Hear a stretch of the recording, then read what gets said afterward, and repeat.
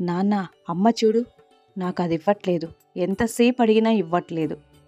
అరే, మీ అమ్మ అలాగే చెప్తుందిలే, వదిలేయ్. మీ అమ్మదేం పట్టించుకోకు, ఇటురా నేను తీయిస్తా. ఒక్కసారిగా కొడుకు ఆనందంతో, పా, మా నాన్న సూపర్. ఈ నాన్న కూడా పొంగిపోతూ ఉంటాడు. అబ్బా, మా కొడుకు ముందు నేను హీరో అయ్యాను అని. మీరిద్దరూ పొంగిపోయింది చాలు కదా, అక్కడ జరిగే నష్టం ఏంటో తెలుసా?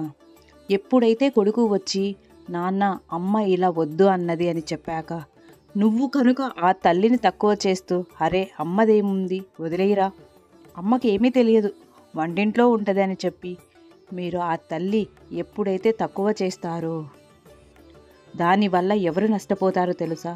రేపటి రోజున ఎటువంటి విషయాలలోనూ వాడు అమ్మకు విలువనివ్వడం మరచిపోతాడు. అక్కడ అమ్మ విలువను తగ్గించేది ఎవరో తెలుసా? కట్టుకున్న భర్తగా, పెంచే తండ్రిగా నువ్వు చేసే తప్పు అది. దయచేసి, పేరెంటింగ్ అంటే ఇద్దరు పేరెంట్స్ కలిసి చేసేది, దాన్ని పేరెంటింగ్ అంటారు. అమ్మను తక్కువ చేసి నువ్వు హైలైట్ అవ్వడానికో, లేక నాన్నను తక్కువ చేసి మీరు హైలైట్ అవ్వడానికి కాదు. ఇద్దరు పేరెంట్స్ కలిస్తేనే పేరెంటింగ్ అవుతుంది.